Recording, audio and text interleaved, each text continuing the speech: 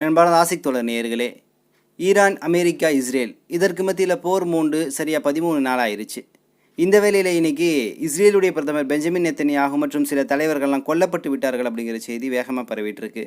இது உண்மையான செய்தியா பொய்யான செய்தியா? மற்றொரு பக்கம் ஈரானுடைய புதிய உச்ச தலைவர் முஜ்தபா கொமேனி அணு ஆயுதம் தயாரிப்பதற்கான விஷயங்களை நாங்கள் முன்னெடுப்போம் சொல்லிட்டு இன்னைக்கு அதிரடியாக சில விஷயங்களை முன்னெடுத்திருக்கிறாரு.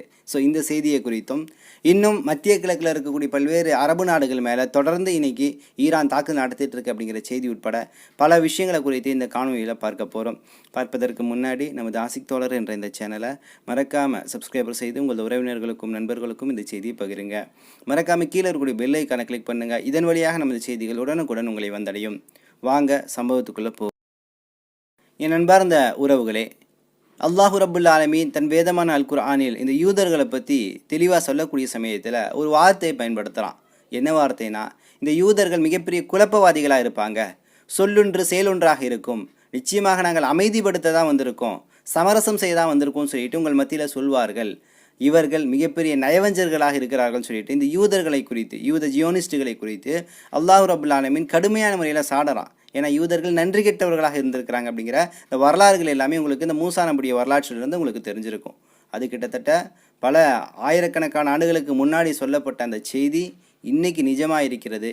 இன்னைக்கு இந்த பெஞ்சமின் நெத்தன்யாகு என்ன வாக்குறுதி கொடுக்குறாருனா, நான் நிச்சயமாக அமைதியை விரும்பக்கூடியவன், எங்களுக்கு சமரசம் தான் வேணும், அந்த மக்களுடைய விடுதலைக்காக நாங்கள் போராடுறோம் அப்படின்னு சொல்லிட்டு அமைதியை விரும்பக்கூடியவர்கள்னு சொல்லிட்டு அமைதியை சீர்குலைக்கக்கூடியவர்களாக இருந்து கொண்டு இன்றைக்கி பெஞ்சமின் நெத்தன்யாகு இது போன்ற வார்த்தைகளை பயன்படுத்துகிறாங்க. இப்போ இந்த ஜியோனிஸ்டுகளுடைய புத்தி அன்றிலிருந்து இன்று வரை இறைவன் குரானில் என்ன சொன்னானோ அது சத்தியம் விட்டு அப்படியே நடக்குது. அப்படிங்கும் போது குரான் எவ்வளோ பெரிய ஒரு விஷயத்தை முன்கூட்டி நமக்கு சொல்லியிருக்கு அப்படிங்கிற விஷயங்களை பார்க்க முடியுது.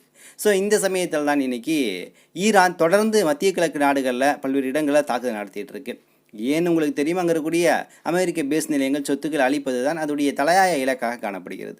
ஸோ அந்த அடிப்படையில் சமயமாக இன்றைய தினத்தில் கூட 2-3 இடங்களில் தாக்குதல் நடத்தியிருக்குது. முதலாவது யுஏஇயில் இருக்கக்கூடிய அல் தஃபா என்று சொல்லக்கூடிய அமெரிக்க ஏர் பேஸ் நிலையத்தின் மேலே தாக்குதல் நடத்தியிருக்கு. அதே போல் பஹ்ரைனில் இருக்கக்கூடிய அல் ஜுபைர் என்று சொல்லக்கூடிய அந்த நிலையத்தின் மேலே தாக்குதல் நடத்தியிருக்கு. பஹ்ரைன்லேயே 4 இடங்களில் வெவ்வேறு இடங்களில் தாக்குதல் நடத்தியிருக்கு. துபாயில் இருக்கக்கூடிய இன்டர்நேஷனல் ஏர்போர்ட்டில் ஒரு தாக்குதல் நடத்தியிருக்கு. அதில் சில நபர்களுக்கு காயம் ஏற்பட்டிருக்கு அப்படிங்கிற செய்தி இன்றைக்கி கிடைத்த வண்ணம் இருக்குது. அப்போ இந்த மத்திய கிழக்கில் வளைகுடா நாடுகளில் தொடர்ந்து இந்த தாக்குதல் நடத்துவதன் மூலம் இன்றைக்கி வளைகுடா நாடுகளில் இருக்கக்கூடிய அமெரிக்க நிலையங்கள் அழிந்து அங்கே மிகப்பெரிய பலகீனம் ஆயிடுச்சு. இப்போ அமெரிக்கா யோசிக்குது இங்கே மீதம் இருக்கக்கூடிய சொத்துக்களை எப்படி பாதுகாப்பது அப்படிங்கிற அடிப்படையில் தான் இன்றைக்கி ஒரு மிகப்பெரிய தட்டுப்பாடு வந்திருக்கு. இனி ஏவக்கூடிய ஈரான் ஏவக்கூடிய மிசைல்களை இடைமறிப்பதற்கான எந்த ஏர் டிஃபென்ஸ் சிஸ்டமும் நம்மள்கிட்ட இல்லை, மிசைல்கள் தாமிரா மிசைல் போன்ற எந்த இடைமறிப்பான்களும் நம்மள்கிட்ட இல்லை அப்படிங்கிற நிலை இன்றைக்கி தத்தளிச்சிட்டு இருக்குன்னு தான் பார்க்க முடியுது. உண்மையை சொல்லணும்னா ட்ரம்ப் இந்த போரில் இறங்கிட்டார். இதுலேருந்து எப்படி வெளியே வர்றதுன்னு கூட தெரியாமல் ட்ரம்ப்புடைய நிர்வாகம் இன்னைக்கு குழம்பிட்டு இருக்குது. அந்தளவு ஈரான் எதிர்பார்க்க முடியாத, கற்பனை செய்ய முடியாத அளவுக்கான தாக்குதல் இன்னைக்கு தொடர்ந்து கொடுத்துட்ருக்கு அப்படிங்கிற விஷயங்களை தான் நம்மளால் பார்க்க முடியுது. ஸோ இந்த நேரம் தான் ஈரான் கொடுக்கக்கூடிய தாக்குதல் இருக்குல்ல, இந்த தாக்குதலில் இஸ்ரேல் கிட்டத்தட்ட பெரிய அளவில் அழிஞ்சிருக்குன்னு நம்மளால் பார்க்க முடியுது. ஏன்னா இஸ்ரேலேருந்து எந்த செய்தியும் இன்றைக்கி வெளியே வரல. இஸ்ரேலிய ஊடகங்களுக்கு தணிக்கை செய்யப்பட்டு உத்தரவு கொடுத்துருச்சு, இனிமேல் எந்த செய்தியும் நீங்கள் வெளியிடக்கூடாதுன்னு சொல்லிட்டு. ஏன் அப்படி சொல்லுது அப்படின்னா, இஸ்ரேலுடைய பல மாகாணங்கள், இடங்கள் சின்னாவிடமாக அழிஞ்சிருச்சு. பல கட்டுமானங்கள், உளவு கட்டுமானங்கள் அனைத்துமே இன்றைக்கி அழிந்து விட்டன. இதில் தான் கூடுதலாக இன்றைக்கி ஒரு செய்தி பரவிட்டு இருக்குது. ஈரானுடைய தெஹ்ரானில் இருக்கக்கூடிய தஸ்னீம் என்று சொல்லக்கூடிய ஊடகம் வெளியிட்ட செய்தி, அந்த செய்தி உறுதிப்படுத்தப்படலை, ஆனால் அந்த செய்தி வெளியிட்டிருக்கு. எப்படி சொல்லுதுன்னா, பெஞ்சமின் நெத்தன்யாகு மேலே 2 முறை தாக்குதல் நடத்தியிருக்காங்க. அதில் கிட்டத்தட்ட 2-3 நாட்களாக அவருடைய புகைப்படங்களோ செய்தியோ வெளியிடலை. பிபிசி வெளியிடக்கூடிய செய்திகள் கூட முன்பு வெளியிட்ட செய்திகளாக இருக்குது. அப்போ பெஞ்சமின் நெத்தன்யாகு அவர் மட்டும் கிடையாது, அவரோடு சேர்த்து டேவிட் பெர்னி என்று சொல்லக்கூடிய மொசாதுடைய தலைவர், அதே போல் ஹிஸ்புல்லாவுடைய பிடியில் ஒரு இஸ்ரேலுடைய அமைச்சருடைய மகன் இருக்கிறான், இன்னும் சில நபர்கள் எல்லாமே இருக்காங்க. இன்னும் குறிப்பாக பெஞ்சமின் நெத்தன்யாவுடைய சகோதரனாக இருக்கக்கூடிய இட்டோ நெத்தன்யாகு என்று சொல்லக்கூடிய நபர், இவங்க எல்லாமே இறந்திருக்கக்கூடிய வாய்ப்புகள் இருக்குது. ஏன்னா ஈரான் இந்த ப்ராமிஸ் 4 என்று சொல்லக்கூடிய இந்த போரை ஆரம்பிக்கும் பொழுது ஒரு சில விஷயங்களை டெஸ்டினேட் பண்ணிருச்சு. ஏன்னா இந்த போருக்கு கிட்டத்தட்ட 40 ஆண்டுகளாக இஸ்ரேல் உழைச்சிருக்கு, இஸ்ரேல் மிகப்பெரிய அளவு சூழ்ச்சி செஞ்சிருக்கு. அதே போல் இந்த போருக்கு 20-25 ஆண்டுகளாக ஆயத்துல்லா கொமேனியுடைய அந்த சுப்ரீம் தலைவருடைய பதவி வந்த பின்னாடி ரூஹுல்லா கொமேனி காலத்திலிருந்தே இந்த திட்டங்கள் என்பது வகுக்கப்பட்டு விட்டாச்சு. ஏன்னா ஈரானை சுற்றி இருக்கக்கூடிய இந்த அரபு நாடுகள் அமெரிக்க கை அழிக்கக்கூடிய மாதிரி இருந்துச்சு. எப்போ வேணாலும் இந்த அமெரிக்கா இஸ்ரேல் மேற்குலகத்தோடு சேர்ந்து நம்மை அழிக்கும் அப்படிங்கிறது திட்டவட்டமாக தெரிஞ்ச விஷயமா இருக்குது. அதனாலேயே ஈரான் ஒரு ஸ்கெட்சு போட்டு ஒரு பெரிய டிராஃப்ட் பண்ணி வச்சிருக்கு. அதில் தான் சில மூவ் பண்ணிகிட்டு இருக்கு. அதில் ப்ராமிஸ் 4ல் ஃபஸ்ட்டு மூவ் பார்த்தீங்கன்னா இன்றைக்கி கிட்டத்தட்ட 30லேருந்து 35வது அலையை நோக்கி போயிட்டு இருக்குது. ஒவ்வொரு அலைக்கும் ஒவ்வொரு வேவுக்கும் கிட்டத்தட்ட 100லேருந்து ஆயிரக்கணக்கான மிசைல்கள் ட்ரோன்கள் இன்றைக்கி ஏவிட்டு இருக்குது. அதில் கிட்டத்தட்ட 30வது அலையை தாண்டி போயிட்டு இருக்குது. இந்த 30 அலைகள் வந்து கிட்டத்தட்ட ஒரு 10-15 அலைகள் எல்லாமே இஸ்ரேல் மேலே மட்டும்தான் தாக்கப்பட்டிருக்கு. இந்த அலைகள் எல்லாமே இங்கே வளைகுடா நாடுகள் மேலேயும் இன்னும் சில இடங்கள் மேலேயும் தாக்கப்பட்டு இருக்கு. ஸோ இந்த சூழலில் தான் அது 2-3 பிரிவாக இன்னைக்கு செயல்பட்டு இருக்கு. முதல் விஷயம் என்னன்னு கேட்டிங்கன்னா, புதிய உச்ச தலைவர் மஜ்தபா கொமைனி வந்த பின்னாடி ஒரு ஃப்ரீடம் கொடுக்குறாரு இராணுவ துருப்புகளுக்கு. ஐஆர்ஜிசிக்கு சுயமாக நிர்ணயம் செய்து உங்களது இலக்குகளை நீங்கள் தாக்குதல் நடத்தலாம் சொல்லக்கூடிய சில வரையறையை வகுத்து கொடுக்குது. அடுத்து ஆயத்துல்லா கொமைனி செய்த ஒரு விஷயத்தை இன்னைக்கு மாற்று செய்யக்கூடிய நிலையை நோக்கி போயிருக்கு. என்னன்னா, ஆயத்துல்லா கொமைனி அமைதியை விரும்பினார். உங்கள்கிட்ட அணு ஆயுதம் இருக்குன்னு மேற்குலகம் புஷ் பண்ணிகிட்டு இருக்கும் போது அந்த யுரேனியத்தையெல்லாம் எங்கிட்ட கொடுத்துருங்கன்னு சொல்லும் போது அமைதியை விரும்பி ஆயத்துல்லா கொமைனி அவர்கள் பல்வேறு அமைதி கட்ட பேச்சுவார்த்தைகளை ஒமானுடைய தலைமையில் பல இடங்களில் ஏற்படுத்தினார். இடையில கடைசியாக ஜெனீவாவில் கூட 4-5ஆம் கட்ட பேச்சுவார்த்தைகள்லாம் நடந்துச்சு. இப்படிப்பட்ட பேச்சுவார்த்தைகள் நடக்க ஒவ்வொரு முறையும் அமெரிக்க மேற்குலகம் அத்துமீறிட்டு இருக்கக்கூடிய சமயத்தில் தான் ஆயத்துல்லா கொமைனி கொல்லப்பட்டு விட்ட பின்னாடி அவருடைய மகனாக இருக்கக்கூடிய மஜ்தபா கொமைனி இன்னைக்கு வந்திருக்கிறாரு. அவர் ஒரு விஷயத்தை ஹேண்டில் பண்ணுறாரு. என்னென்னா, அணு ஆயுதம் வச்சுருக்கிறதுக்கு நான் எதுக்கு பயப்படணும்? ஏன் நான் பயப்படணும்? ஏன் மேற்குலகம் வச்சுருக்கீங்க, அமெரிக்கா வச்சுருக்கீங்க, பல்வேறு நாடுகள் வச்சுருக்கீங்க, ஏன் அணு ஆயுதம் நாங்கள் வச்சுக்கக்கூடாது? அதற்குரிய ப்ராசஸை நாங்கள் முன்னெடுப்போம் அப்படின்னு சொல்லக்கூடிய நிலையை நோக்கி இன்றைக்கி வந்திருக்காரு. அப்படின்னா அமைதி பேச்சுவார்த்தை செய்த நபரை நீங்கள் கொண்டுட்டீங்க. அணுகுண்டுகளை தயாரிக்கக்கூடிய நிலையை நோக்கி இவர் போயிட்டு இருக்கிறாரோ, இவருடைய அக்ரஸிவ் அப்படி இருக்கும் அப்படிங்கிற மாதிரி தான் தெரியுது. இடையில நேற்று கூட மஜ்தபா கொமைனி மேலே இஸ்ரேல் தாக்குதல் நடந்துச்சு, சிறு காயம் அடைஞ்சிச்சு அப்படிங்கிற மாதிரி செய்திகள் வந்துச்சு. ஸோ என்னதான் நடந்தாலும், ஒருவேளை மஜ்தபா கொமைனியை நீங்கள் கொன்றே விட்டாலும் அடுத்த தலைவர் தயாராக இருக்கிறாரு, அடுத்த கட்ட உத்தரவுகளை கொடுக்கவும் தயாராக இருக்கிறாருன்னு தான் ஈரான் ஒவ்வொரு முறையும் இன்றைக்கி ப்ராமிஸ் பண்ணிகிட்டே இருக்குது.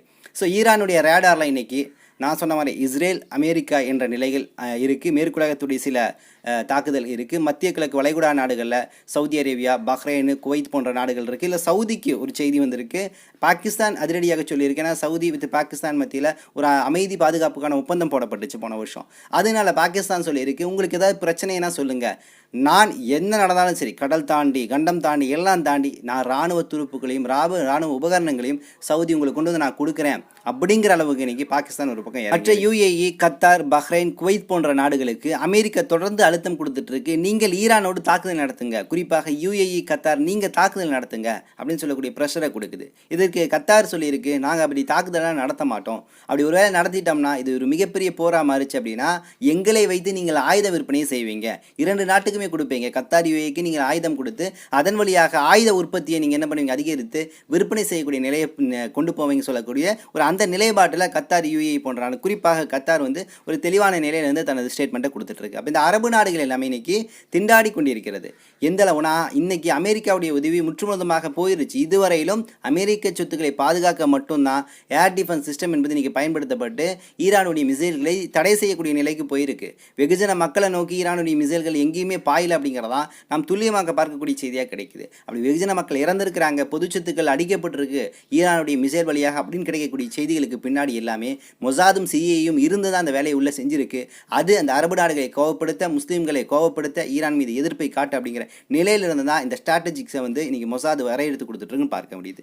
இன்னொரு பக்கம் இன்னைக்கு வந்து அகேன்ஸ்ட் மொசாத் அப்படின்னு சொல்லக்கூடிய ஒரு ப்ராமிஸ் ஒரு ஆப்ரேஷனை வந்து ஈரான் கையில் எடுத்திருக்கு. இதில் வந்து மத்திய கிழக்கில் குறிப்பாக பஹ்ரைன், கத்தார், குவைத் இது போன்ற மத்திய கிழக்கு நாடுகளில் எங்கெங்கே இந்த சிஐஏ மொசாதுடைய ஏஜென்ட்டுகளுடைய அலுவலங்கள் இருக்குது, உளவாளிகள் இருக்காங்களோ அதன் மேலே டார்கெட் பண்ணி அடிக்கணும்னு சொல்லக்கூடிய ஒரு தனியான ஒரு போராட்ட களங்களை உருவாக்கி அது சார்ந்த விஷயங்களை வந்து இன்றைக்கி முன்னேறி கொண்டு சென்று கொண்டிருக்கிறது. இதனால் என்ன இருக்குன்னா, இந்த யுஏஇ வேகமாக செயல்பட்டு சில உளவாளிகளை அவங்களுடைய சொந்த நாட்டுக்கு அமெரிக்காவுக்குலாம் அனுப்பக்கூடிய ஒரு வேலையை செஞ்சுட்ருக்கு. பாருங்களேன் எந்த அளவு உதவி செய்துன்னு யுஏஇ, அதாவது தளத்துக்கு உதவி கொடுத்துச்சு, ஆபத்துன்னு வந்த பின்னாடி அந்த எதிரிகளை காப்பாற்றி அனுப்பக்கூடிய இடத்துக்கு கூட யுஏஇ போன்ற நாடுகள் போகுது. அப்படின்னா எவ்வளோ பெரிய வந்து இன்றைக்கி ஒரு பாதக நிலையில் இவ்வளோ பெரிய சுச்சுவேஷன்லேயும் வந்து நான் வந்து யூதர்களுக்கு உதவி தான் செய்வேன் அப்படிங்கிற நிலையை நோக்கி தான் இன்றைக்கி இந்த அரபு நாடுகள் போயிட்டுருக்கு. ஸோ இது ஒரு பக்கம். மற்றொரு பக்கம் இன்றைக்கி ஹர்மூஸ் நீரிணை ஒரு பெரிய ஒரு பாடமாக இன்றைக்கி உலகத்திற்கு காணப்படுது. இதுவரையும் ஹர்மூஸ் நீரிணை அப்படிங்கிற வார்த்தையை கூட பெரிய அளவில் நீங்கள் கேள்விப்பட்டிருக்க மாட்டீங்க. இந்த பலஸ்தீன் போர் என்னைக்கு ஆரம்பிச்சோ அன்னைக்கு சொல்லக்கூடிய நீரிணை இது ஆப்பிரிக்கன் கான்டினென்ட்டில் வரும். இந்த ஜிப்ரால்டர் நீரிணையை பிடிச்சி தான் பலஸ்தீன் போர் ஆரம்பித்ததுலேருந்து பல்வேறு கப்பல்கள், சரக்கு கப்பல்கள் எல்லாமே மேற்காசிய நாடுகள், வளைகுடா நாடுகளை நோக்கி பயணிக்க ஆரம்பிச்சிச்சு. மிகவும் சுற்றுப்பயணம் என்பது தொலைதூரமாக இருந்துச்சு இந்த ஜிப்ரால்டர் என்று சொல்லக்கூடிய நீரிணை. ஏன் அப்படி பண்ணுச்சுன்னு கேட்டீங்கன்னா, இங்கே இருக்கக்கூடிய பாபல் மந்தம், சூயஸ் கனல் எல்லாமே ஹவுதிகளை அடித்து நிமித்திட்டு இருந்தாங்க. அப்போ ஹர்மஸ் நீரிணையும் சரியா வழியில் பயன்படுத்த முடியல. அதனால் சுற்றுப்பயணம் ரொம்ப தூரமாக இருந்துச்சு அப்படிங்கிறது நமக்கு கிடைத்த செய்தி. இன்னைக்கு ஜிப்ரால்டர் என்று சொல்லக்கூடிய மைய நீரிணை இது இல்லாமல் மேற்குலகத்திற்கு எந்த எண்ணெய் ஏற்றுமதியும் நடக்கவே நடக்காது. உலகத்துடைய 20% எண்ணெய் உற்பத்தி ஏற்றுமதி என்பது இந்த ஹர்மஸ் நீரிணை வழியாக தான் நடந்துட்டு இருக்கு. இந்த ஹர்மஸ் நீரிணையை கிட்டத்தட்ட ஒரு வாரமாக ஈரான் பேன் பண்ணி வச்சிருக்கு. இதில் எந்த கப்பலும் சில அனுமதி கிடையாது. சீன கப்பலுக்கு அனுமதி கிடைச்சிச்சு, இந்திய கப்பலுக்கு கிடச்சிச்சுங்கிற மாதிரி செய்தி வந்துச்சு. ஆனால் சீன கப்பல்களுக்கு தான் அதிகமாக அனுமதி கிடச்சிருக்கு. எந்த அளவுன்னு கேட்டிங்கன்னா, சீன கப்பல் உள்ளே போய் எண்ணெய் எடுத்துகிட்டு தன் நாட்டுக்கு திரும்பி போகுது. அதாவது ஏற்றுமதி செய்து கொண்டு அந்த நாட்டில் இறக்குமதி செய்யுது. கிட்டத்தட்ட இப்போ பிப்ரவரி 28 இந்த போர் ஆரம்பித்து 13 நாள் ஆச்சு. இந்த 13 நாளில் மட்டும் சீனாவுக்கு ஈரான் எவ்வளோ எண்ணெய் ஏற்றுமதி செஞ்சுருக்கு தெரியுமா? 11.7 மில்லியன் பீப்பாய்க்கள் கச்சா எண்ணெய் ஏற்றுமதி செஞ்சுருக்கு. அப்போ எந்த அளவு சீனாவுக்கு கொடுக்குது, அப்போ எந்த அளவு சீனாட்டிருந்து தனக்கான பெனிஃபிட்ஸ் இருக்குது அப்படிங்கிறத இங்கே நம்ம கூர்மையாக பார்க்கணும். அப்போ சீனாவுடனான அந்த வர்த்தகம் ஈரானுக்கு ஒரு பொருளாதார ரீதியான வலுவை கொடுக்குது. மற்ற பக்கம் சீனா ஒரு ஸ்ட்ராங்கான நிலையில் இருக்குது. அப்படிங்கிற சுச்சுவேஷனில் தான் மிச்ச உலக நாடுகளுக்கு, குறிப்பாக மேற்குலக நாடுகளுக்கு மற்றும் மத்திய மேற்காசிய நாடுகளுக்கு, வளைகுடா நாடுகள்லையும் இந்த பிரச்சனை இருக்கிறனால எங்கேயுமே என்ன ஆகுது, இன்றைக்கி எண்ணெய் ஏற்றுமதி செல்லாதனால மிகப்பெரிய பொருளாதார சிக்கல் உருவாயிருக்கு. அப்போ ஹர்மஸ் என்ற நீரிணை முடக்கப்பட்டுச்சுன்னா இவ்வளோ பெரிய ஆபத்து ஏற்படுமான்னு சொல்லிட்டு இன்னைக்கு உலகமே வியந்து பார்க்குற அளவுக்கு இந்த ஹர்மஸ் ஒரு முக்கியமான, சொல்லப்போனால் புவியியல் ரீதியாக புவிசார் ரீதியாக ஒரு மைய இடத்துல இருக்குங்கிறத இன்றைக்கி நம்ம புரிஞ்சுட்டோம். எந்தளவு இது இறைவன் உருவாக்கி கொடுத்துருக்காம பாருங்களேன். இங்கே நீ முடக்கிட்டேன்னா முடிஞ்சு போச்சு மேற்குலகம் அப்படிங்கிற மாதிரி.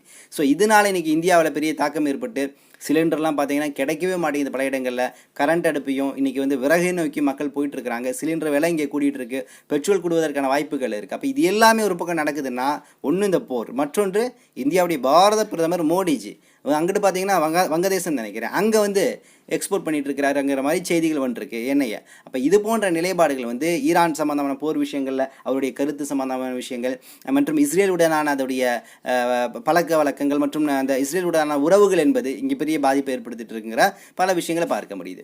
இது ஒரு பக்கம். மற்றொரு பக்கம் இன்னைக்கு இந்த போரை வைத்து பெரிய அளவில் வளர்ந்துட்டு இருக்கு அப்படின்னு கேட்டிங்கன்னா அது ரஷ்யான்னு தான் சொல்ல முடியும். ஏன்னா ரஷ்யா இன்னைக்கு எண்ணெய் உற்பத்தியில், கச்சா எண்ணெய் உற்பத்தியில் அதிகமாக இன்றைக்கி உற்பத்தி செஞ்சிட்ருக்கு.